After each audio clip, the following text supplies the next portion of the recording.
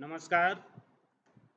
आज का हम लोगों का विषय है अनुलोम विलोम प्राणायाम का अनुकंपी और परानुकंपी तंत्रिका तंत्र पर प्रभाव।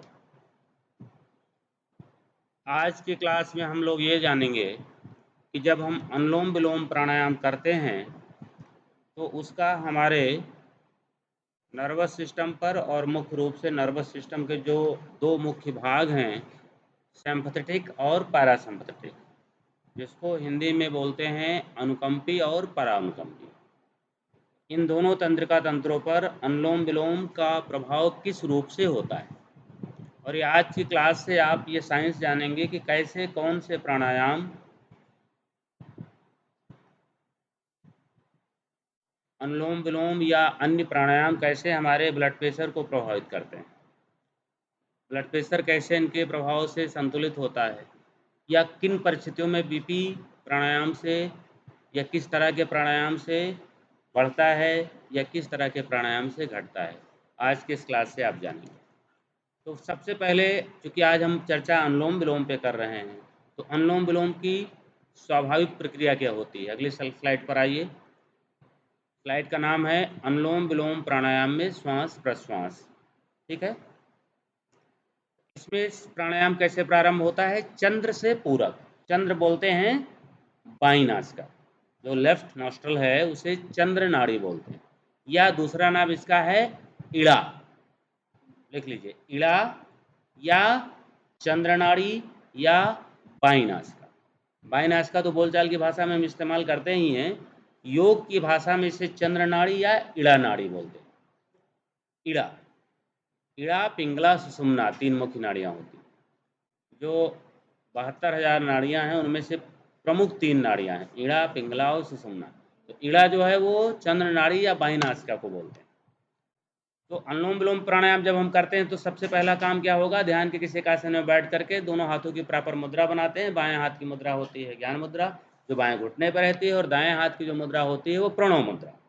प्रणव मुद्रा में मिडल और इंडेक्स फिंगर को फोल्ड कर लेते हैं। रिंग जो है फिंगर और स्मॉल फिंगर दोनों सीधी रहती है और थंब सीधा रहता है। इस मुद्रा को बोलते हैं प्रणव मुद्रा। इसका आपने आज भी क्लास अभी प्रैक्टिकल किया है, इसके पहले भी किया है। तो प्रणव मुद्रा में हम नासिकाओं को बंद करते हैं। बायां हाथ तो घुटने पे ही रहेगा बाएं, दाहिना हाथ प्रणव मुद्रा में होकर के चेहरे के सामने आएगा, और सबसे पहला काम क्या करेंगे? चंद्र नाड़ी से इनहेल करेंगे, यानी कि पूरक करेंगे। पूरक को क्या बोलते हैं? इनहेल बोलते हैं। तो चंद्र नाड़ी से हम पूरक करेंगे, यानी कि बाईं नासिका से पूरक करेंगे। इस समय अंगूठे से, दाहिने हाथ के अंगूठे से दाहिनी नासिका बंद रहेगी। ठीक है ना। और उसके बाद क्या करेंगे? कुंभक करेंगे। कुंभक के समय दोनों नासिका बंद हो जाएंगी। जब दोनों बंद होंगी तो दाहिनी नासिका अंगूठे से बंद होगी, बाईं नासिका रिंग फिंगर से। ठीक है ना। स्मॉल और रिंग दोनों में से कोई भी यूज कर सकते हैं। मिडिल, इंडेक्स, इन दोनों का पूरी तरह से प्रयोग निषिद्ध है, वर्जित। उसके बाद कुंभक के बाद फिर क्या करेंगे? दाहिनी नासिका यानी कि सूर्य नाड़ी। सूर्य नाड़ी को क्या बोलते हैं? दाहिनी नासिका। तो उससे क्या करेंगे? रेचक। रेचक किसको कहते हैं? श्वास बाहर करने को रेचक कहते हैं। ठीक है ना। फिर दाहिनी नासिका यानी कि सूर्य नाड़ी से रेचक करने के बाद फिर सूर्य से ही पूरक करेंगे, उसी नासिका से पूरक करेंगे। स्लाइड में देख रहे हैं, आपको समझ में आ रहा है? जैसे प्रैक्टिकल किया है बिल्कुल उसी तरह से है ना। तो हम दाएं से फिर पूरक करेंगे। पूरक करने के बाद फिर कुंभक होगा, और कुंभक करने के बाद फिर चंद्र नाड़ी यानी कि बाईं नासिका से रेचक करेंगे। रेचक मतलब श्वास बाहर निकालेंगे, कुंभक मतलब श्वास रोकेंगे, और पूरक मतलब श्वास लेंगे। तो ये इतनी प्रक्रिया अनुलोम विलोम में होती है, और इस संपूर्ण प्रक्रिया को बोलते हैं अनुलोम विलोम की एक आवृत्ति, यानी कि एक बार अनुलोम विलोम प्राणायाम पूरा हुआ। ठीक है ना। तो ऐसा अभी हमने पहली स्लाइड में क्या देखा कि अनुलोम विलोम प्राणायाम में हम करते क्या हैं, श्वसन की प्रक्रिया क्या होती है, ये हमने पहली स्लाइड में देखा। अगली स्लाइड आइए, मोबाइल में देखिए। अगली स्लाइड में क्या है? चंद्र एवं सूर्य नाड़ी से श्वसन प्रक्रिया का अनुकंपी और परानुकंपी तंत्र का तंत्र पर प्रभाव क्या पड़ता है। तो चंद्र नाड़ी और सूर्य नाड़ी से जब हम श्वसन करते हैं तो नीचे देखिए क्या लिखा है? चंद्र नाड़ी से पूरक बराबर परानुकंपी तंत्र का तंत्र। इसका मतलब है जब बाईं नासिका से श्वास लेते हैं तो पैरासिम्पैथेटिक नर्वस सिस्टम एक्टिवेट होता है, ठीक है ना। यानी कि परा अनुकंपी यानी कि पैरासिम्पैथेटिक नर्वस सिस्टम किस नासिका से इनहेल करने पे या पूरक करने पे एक्टिवेट होता है? चंद्र नाड़ी। बोलिए, किस नाड़ी से? चंद्र नाड़ी से। तो जब जब चंद्र नाड़ी एक्टिवेट होती है तब तब हमारे बॉडी का पैरासिम्पैथेटिक नर्वस सिस्टम यानी कि परानुकंपी तंत्रिका तंत्र एक्टिवेट होता है। ये साइंटिफिकली प्रूफ है, इसके ढेर सारे रिसर्च पेपर भी हैं और इसको आप प्रयोग करके भी देख सकते हैं। अभी बताएंगे कैसे प्रयोग करेंगे और आपको उसका इमीडिएट रिजल्ट मिलेगा। फिर सूर्य नाड़ी से जब सांस जाती है, जब हम राइट से इनहेल करते हैं तो क्या होता है? अनुकंपी तंत्रिका तंत्र, अनुकंपी मतलब सिम्पैथेटिक नर्वस सिस्टम एक्टिवेट होता है, ठीक है ना। अब आपको दोनों तंत्रिका तंत्रों के एक्टिवेट होने का प्रभाव तो मालूम होंगे ना।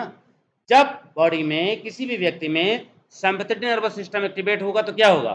शरीर के जो अंग काम कर रहे हैं, चाहे वो ब्लड प्रेशर हो या ब्लड सर्कुलेटरी सिस्टम हो, रेस्पिरेटरी सिस्टम हो, ये क्या हो जाएगा? हाइपो होगा कि हाइपर होगा? हाइपर होगा ना।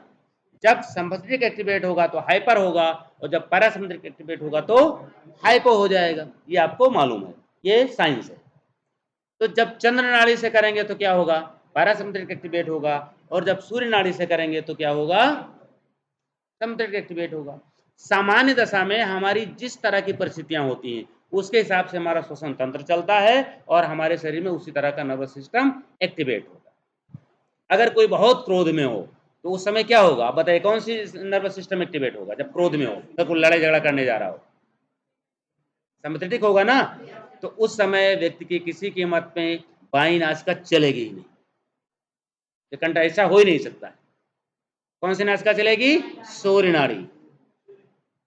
और अगर चंद्र एक्टिवेट रहे और सूर्य नाड़ी एक्टिवेट ना होने पाए, ऐसा व्यक्ति झगड़े के लिए तैयारी नहीं होगा, झगड़ा कर ही नहीं पाएगा, क्रोध ही नहीं आएगा। ये अनुलोम विलोम प्राणायाम का इफेक्ट है। अभी तो हम अनुलोम विलोम नहीं बता रहे हैं, अभी तो आपको हम सिंपल बता रहे हैं कि अगर सूर्य नाड़ी से श्वास चलती है तो उसका बॉडी पर क्या प्रभाव होता है और सूर्य से चंद्र से चलती है तो क्या होता है। सामान्य दशा में जैसे हम आप लोग बैठे हो तो कभी ध्यान तो देते नहीं, लेकिन सामान्यतः जैसी जरूरत होती है वैसे दोनों से अदल बदल के चलता रहता है। कभी एक एक्टिव होगा तो दूसरा थोड़ा डाउन होगा, दूसरा एक्टिव होगा तो पहला डाउन होगा। यानी कि सूर्य नाड़ी एक्टिव है तो चंद्र डाउन और चंद्र नाड़ी एक्टिव है तो सूर्य डाउन। और कभी कभी ऐसा होता है जब चेंज होने को होता है तो दोनों एक साथ बराबर हो जाते हैं। अगर किसी भी तरीके से चंद्र नाड़ी और सूर्य नाड़ी को बराबर रखा जाए तो उस समय व्यक्ति की जो ब्रेन की कैपेसिटी है वो सबसे ज्यादा इनटेक करने की होती है।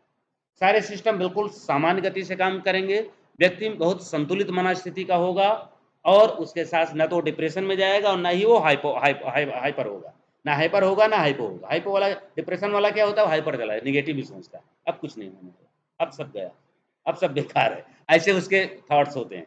और जो हाइपर होता है, मैं छोड़ूंगा नहीं, मैं देखते कैसे हो गया, तो उसका स्वभाव हाइपर वाले का स्वभाव क्या होता है कि बिल्कुल एकदम लड़ाई झगड़ा करने की स्थिति। और हाइपो का जो होता है वो निराशावादी हो जाता है।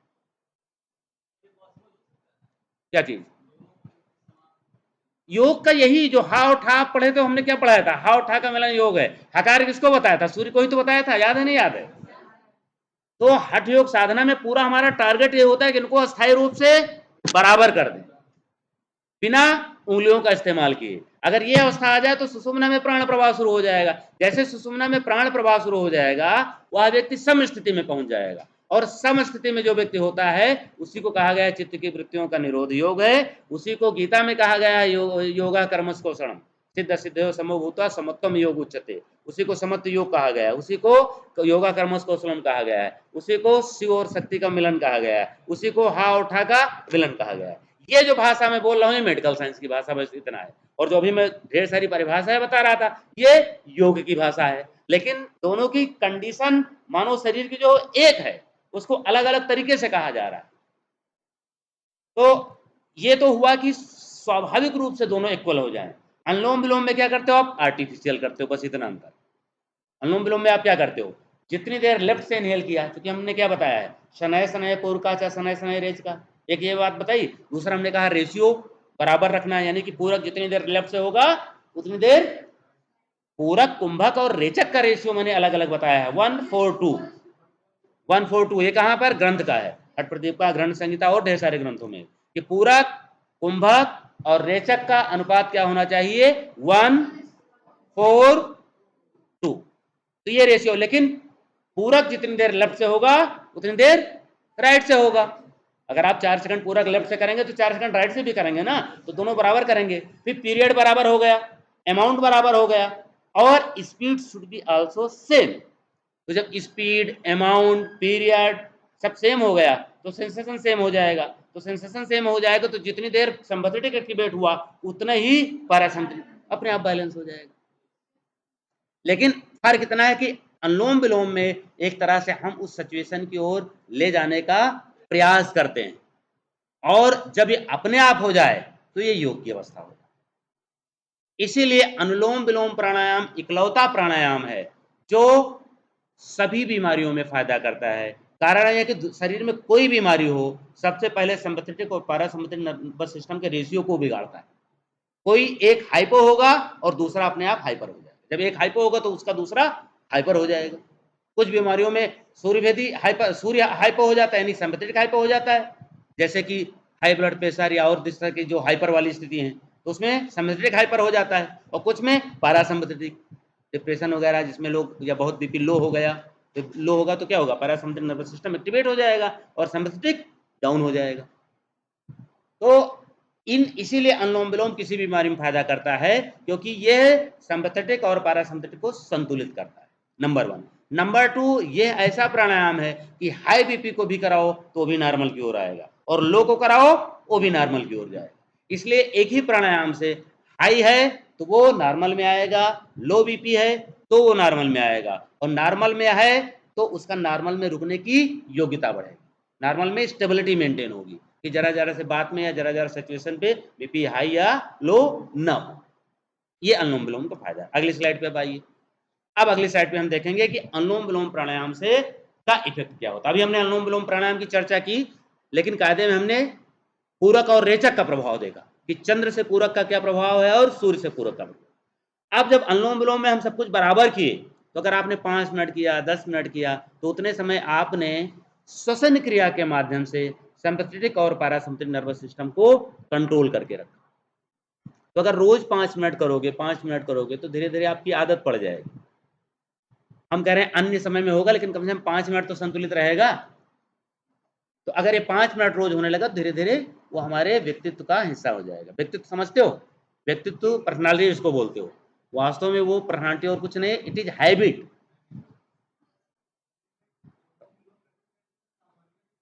हाँ, आज प्रैक्टिकल क्लास में थे नहीं थे? थे तो सावधानी मैंने बताई थी, कुछ नहीं बताई थी? प्रैक्टिकल क्लास में देख लेना। अभी हम जो है इसका सिंपैथेटिक और पैरासिम्पैथेटिक नर्वस सिस्टम पे इसका प्रभाव बता रहे हैं। तो अनुलोम विलोम में क्या होता है, अनुकंपी और परानुकंपी प्रक्रिया को बैलेंस करते हैं, और इसमें हम माध्यम बनाते हैं श्वास। यद्यपि ये प्रक्रिया जो है अनुकंपी और परानुकंपी को संतुलित करने के लिए हम यही करते यही है, चाहे हम प्राणायाम करें, चाहे हम आसन करें, चाहे हम ध्यान लगाएं, चाहे हम षटकर्म करें, उद्देश्य यही है। लेकिन षटकर्म शुद्धि करके करते हैं, क्योंकि जब शरीर में अशुद्धि होती तभी असंतुलन होगा। ध्यान में विचारों में जब असंतुलन होगा तो यह संतुलित हो गए, तो ध्यान में हम विचारों का संतुलन करते हैं। आसन में शरीर में ब्लड सर्कुलेशन को हम संतुलित करते हैं, और प्राणायाम में शरीर में श्वसन प्रक्रिया को संतुलित करते हैं। होगा काम एक ही, क्या? अनुकंपी और परानुकंपी का संतुलन, या योग की भाषा में कहें तो हा और ठा का मिलन, हा और ठा का संतुलन, हकार और ठकार का संतुलन, सूर्य और चंद्र का संतुलन। लेकिन उसके लिए जब हम श्वास का इस्तेमाल करते हैं तो प्राणायाम के माध्यम से हो जाता है। शरीर का इस्तेमाल करते हैं, शरीर के अलग अलग पोस्चर का इस्तेमाल करते हैं, तो आसन को हम साधन बना लेते हैं, और जब हम विचारों का साधन बनाते हैं तो वो ध्यान हो जाता है। लेकिन अंततोगत्वा काम एक ही हम करते हैं और पहुंचते वही हैं। विचारों के माध्यम से करते हैं तो विचार हमारे सीधे वैसे हार्मोन सीक्रेट करके संतुलित कर देते हैं, और असंतुलन होता तब भी हार्मोन्स के माध्यम से, तो थॉट से। अभी आपको कोई ऐसी बात कह दें जो आपको चुभने वाली हो तो तुरंत हाइपर हो जाएंगे, सिंपैथेटिक एक्टिवेट हो जाएगा। कहाँ से होगा? विचार हाइपोथैलेमस को, हाइपोथैलेमस वैसे हार्मोन सीक्रेट करेगा, और हार्मोन्स के माध्यम से फिर क्रोध आएगा। चलो क्लास में नहीं, बाहर बताते हैं। तो ये क्या हुआ? ये हुआ विचारों के माध्यम से। तो ध्यान में हम क्या करते हैं, अपने विचार, चूंकि साधन हमारा क्या है, विचार, काइंड ऑफ विचार हम बदल देते हैं। नेचर ऑफ विचार, आपकी तारीफ करते बहुत अच्छे हैं भाई, तो रास्ते में मिल गए तो मेरे पैर वैर छुए और कहने बिना गुरुजी चाय पिलाए नहीं जाने देंगे, और खुश हो गए। बात सत्य भी है। तो अब क्या हुआ, मैंने क्या कहा, एक एक काइंड ऑफ विचार आपको दिया, और काइंड ऑफ विचार ने आपके पूरे बॉडी के केमिकल को चेंज कर दिया। तो आप सोचिए विचार हमारे लिए कितना इंपॉर्टेंट है, और विचार को बदलना हमारे हाथ का खेल है। कभी हम इस साइंस पे ध्यान नहीं देते हैं। जैसी किताब पढ़ो, जैसी बात सुनो, जैसी चीजें देखो, वैसे विचार आपको मिलेंगे। और विचार कितना इंपॉर्टेंट है कि विचार से आप कुछ भी कर सकते हो, श्वास से कुछ भी कर सकते हो, शरीर को माध्यम बना के कुछ भी कर सकते हो। जब शरीर को माध्यम बनाते हो तो आसन से आप चलते हो, जब श्वास को माध्यम बनाते हो तो प्राणायाम से चलते हो, जब विचारों को माध्यम बनाते हो तब आप ध्यान वो हो जाता है, उस प्रक्रिया का नाम ध्यान है। और जब आप शोधन क्रिया का इस्तेमाल करते हो तो शरीर में शुद्धि के माध्यम से, ठीक है ना। तो इस तरह से अनुलोम विलोम प्राणायाम क्या करता है, अनुकंपी और परानुकंपी का संतुलन करता है। इसलिए बीपी लो हो या हाई हो, किसी भी प्रकार की शरीर में मानसिक या शारीरिक अव्यवस्था हो, उस सबको संतुलित करने के लिए उपयोगी। इसी आधार पर अगला प्राणायाम एक होता है चंद्रभेदी, एक होता है सूर्यभेदी, अगली क्लास में पढ़ाएंगे। तो चंद्रभेदी क्या करता है, किसी का भी बीपी बढ़ा हो 5 मिनट चंद्रभेदी कराइए, तुरंत बीपी को नॉर्मल में ले आएगा। चंद्र में क्या होगा, कंटिन्यूअस लेफ्ट से इनहेल, राइट से एक्सहेल, लेफ्ट से इनहेल, राइट से एक्सहेल, लेफ्ट से इनहेल, यानी पूरक वन वे, जैसे वन वे नहीं होता, जा तो सकते हो आ नहीं सकते हो, बस वैसे। तो लेफ्ट से जब इनहेल होगा, सर नहीं आ गए, अगर लेफ्ट से इनहेल होगा और राइट से एक्सहेल होगा तो लेफ्ट क्या है, चंद्र नाड़ी है, तो कंटिन्यूअस क्या एक्टिवेट हो रहा है, पैरासिम्पैथिक। तो बीपी क्या होगा, डाउन होगा कि अप होगा, डाउन होगा। तो हाई बीपी के लिए ये औषधि का काम करता है, दवा का काम करता है। इसी तरह से अगर किसी का बीपी लो और इतना लो हो और आप ऐसी जगह फंस जाओ कि आप कुछ कर नहीं सकते हो, और बीपी लो लग रहा है, हार्ट बैठ रहा है, बीपी लो होता है, हार्ट अटैक हो जाता है, डर लगने लगता है, घबराहट होने लगती है, लगता है जैसे हार्ट बैठ रहा है, कहीं छत न गिर पड़े, ऐसे विचार आते हैं, कहीं लेटेंगे पंखा ना मेरे ऊपर गिर पड़े, ऐसे विचार आए। तो बीपी जब लो होता है तो डर लगता है। लो बीपी का डर पहला लक्षण है, और हाई बीपी का स्ट्रेस, क्रोध, तनाव, आंखें लाल होना, ये लक्षण है। ऐसे व्यक्ति को आप सूर्यभेदी कराइए जिसका बीपी लो हो रहा हो सडनली, और आप कुछ नहीं दे सकते, वहां पे दवा भी नहीं है, आप कुछ ना करिए, सीधे बैठाइए, राइट से इनहेल, लेफ्ट से एक्सहेल, राइट से इनहेल, लेफ्ट से एक्सहेल, कंटिन्यूअस सूर्यभेदी कराइए, तुरंत उसको एनर्जी मिलने लगी, और तुरंत उसका बीपी जो है वो रुक जाएगा और फिर बढ़ने लगेगा। जब तक आपको मेडिकल सुविधा नहीं मिलती तब तक आप इसको कंटिन्यू जारी रखिए, तो कोई उस तरह की अनहोनी होने की संभावना नहीं है, बशर्ते शुरू में 8-10 बार हो जाए एक बार बस। इतना पावरफुल सूर्यभेदी और जो है चंद्रभेदी प्राणायाम का प्रभाव, और इमीडिएट करते हैं ये, उसी तरह से जैसे स्विच ऑन आप से आपका पंखा या एसी का प्रभाव आता है, समय नहीं लगता, बस उतना ही समय लगता है जितने में वो गति बनाने लगता है। ठीक उसी प्रकार से, क्योंकि ये ऐसी प्रक्रिया है हमारे शरीर में होने वाली जो हमारी जीवन और मृत्यु को निर्धारित करती है। जब तक सांस चल रही तभी तक जीवन है, जब तक जीवन है have to move, have to regulate, कोई ऑप्शन ही नहीं है, एक स्टॉप तो दूसरा स्टॉप, एक चलेगा तो दूसरा चलेगा, ना तो जीवन चल सकता है इसके बिना, और ना इसके चलते रहते जीवन जा सकता है। ये जाएगा तभी जीवन जाएगा, श्वास बंद होगी तभी जीवन जाएगा, और जीवन जाएगा तो श्वास बंद हो जाएगी। तो ये ऐसी प्रक्रिया है, और इसको परमात्मा ने ऐसे सेट कर रखा है कि इसको भूल याद भी नहीं रखना पड़ता है, और काम के लिए तो याद रखना पड़ता है, दवा खाना है तो याद रखना, नहीं भूल जाएंगे तो भूल गए, लेकिन श्वास को भूलना ये हमारे शरीर में प्रोग्रामिंग में, जैसे कंप्यूटर में प्रोग्रामिंग सेट कर दी जाती है, परमात्मा ने वैसे हमारे शरीर में इसकी प्रोग्रामिंग सेट कर दी है। हमें केवल इतना करना है कि इसकी साफ सफाई, इसको थोड़ा सा सर्विसिंग वगैरह, यानी कि इसके सिस्टम को समझ के थोड़ा सा प्रॉपर करते रहे। तो ये आपका अनुलोम विलोम प्राणायाम का अनुकंपी और परानुकंपी तंत्र का तंत्र पे प्रभाव आपने जाना, ये भी जाना कैसे बीमारियों को कंट्रोल करता है, और ये भी जाना पर्टिकुलर बीमारी में कि अगर बीमारी का स्वभाव हाइपो ही है तो सूर्यभेदी उसके लिए औषधि का काम करेगा, चंद्रभेदी उसको नुकसान करेगा, और कोई भी ऐसी बीमारी जिसका स्वभाव हाइपर ही है, उस बीमारी में होने पे व्यक्ति को हाइपर ही होना है, उसके लिए चंद्रभेदी प्राणायाम उपयोगी होगा, और अनुलोम विलोम तो होगा ही। अनुलोम विलोम किसी भी स्थिति में कराया जाए, ठीक है। थैंक यू सो मच, बहुत बहुत धन्यवाद। कोई क्वेश्चन हो तो क्वेश्चन पूछ लीजिए। Any question?